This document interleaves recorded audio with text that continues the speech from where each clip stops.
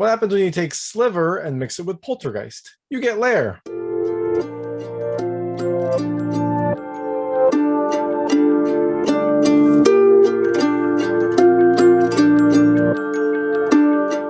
Hey everyone, this is David Stark from Watcher Pass, and I'm here to talk to you about Lair, which is coming to VOD and digital on November 9th, 2021. It's a new British horror film directed by Ethan Crow and starring an interesting cast. So my hot take is I think this is ultimately like a streaming movie. If ultimately it's a rental, but I think it's a lower rent. There's some weird issues that I had with the film. Overall, I really like the cast, I like the setting, and I like the practical effects. But the CG and the story was kind of a letdown for me. So I'm going to talk a little more about those points, but I will bring up spoilers in that. So if you haven't seen the film, if you don't want to know anything about it, go check it out. It should be available by the time this is up, digital and VOD, so you can check it out then and then come back and watch. Or if you don't care about spoilers or want to know my thoughts to kind of figure out if you want to watch this yourself, then let's keep going.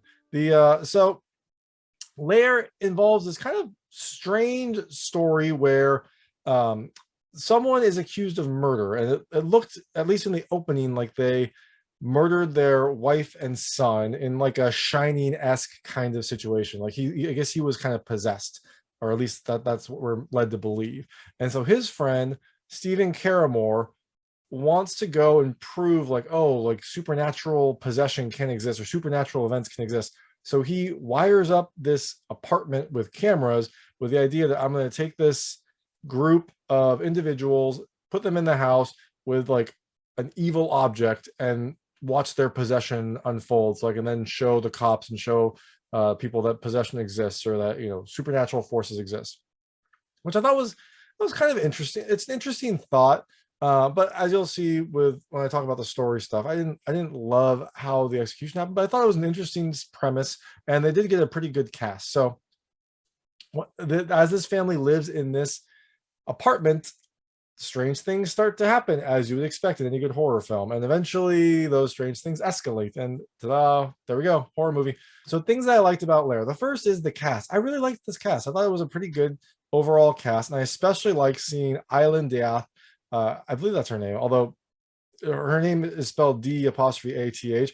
Aislinn is a really great horror name. I think she should change it to that, but I think her real name is Aislinn.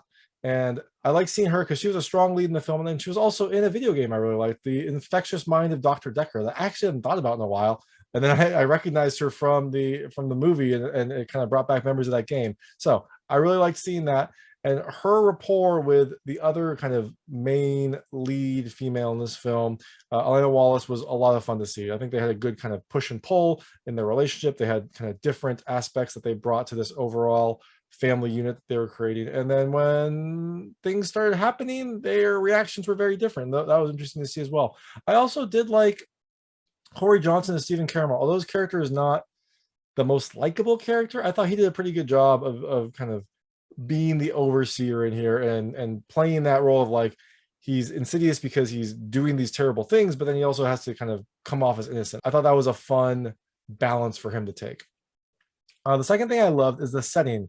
The movie is mostly set in this apartment, but it's a pretty big apartment, and it has enough kind of nooks and crannies that a haunting can occur. And it has this beautiful window view that is a really nice view of London, or at least it appears to be a nice view of London. I don't know if that was CG, but it looks like a nice view of London. And then they do get some exploration of London itself. So it's not just the apartment. You get kind of a feel of London, and you get a nice, decently sized place to then have the haunting occur.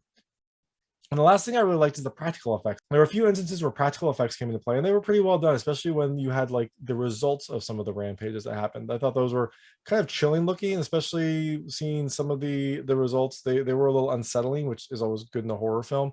So the practical effects I thought were pretty strong. Now, things I didn't love.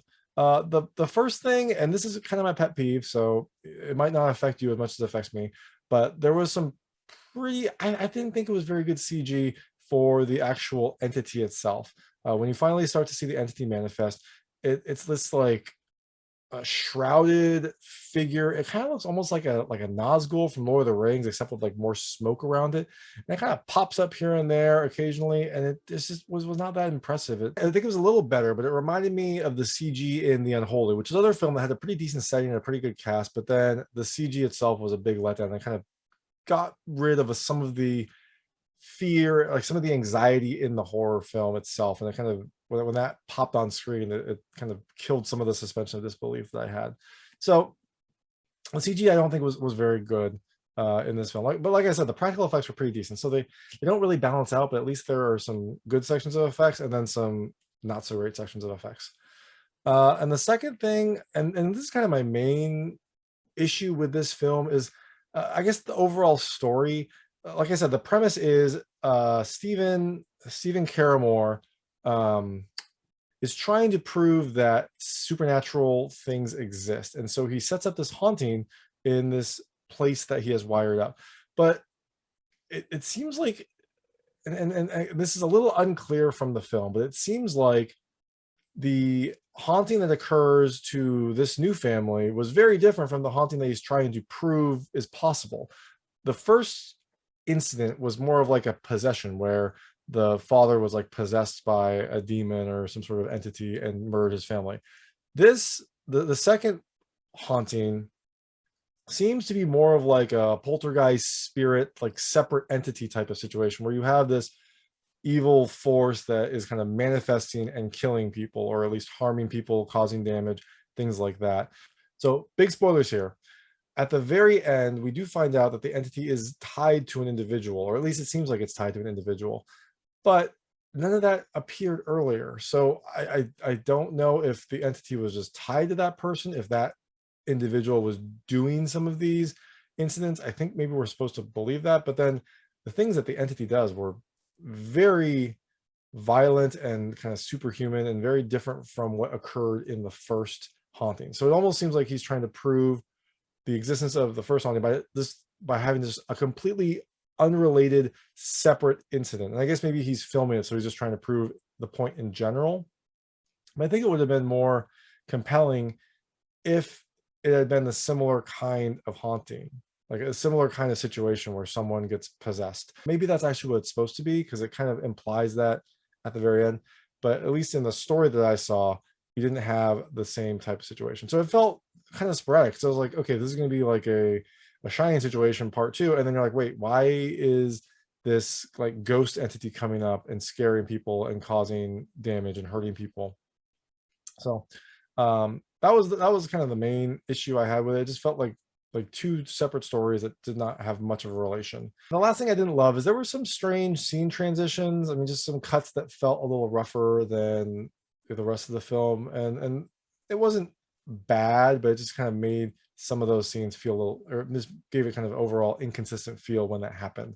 So that was more of a minor point. My bigger issue is the CG and the story itself. But that's Lair. It's coming out on, that's Lair. It's coming out on VOD and digital on November 9th, 2021. So like I said, it has a lot going for it. But there were some issues I had with the film. But overall, I think it's probably a rental. So thanks so much for watching. If you liked this review, please like and subscribe to this channel. It helps me a lot. Make sure all my new content goes straight to you. Thank you.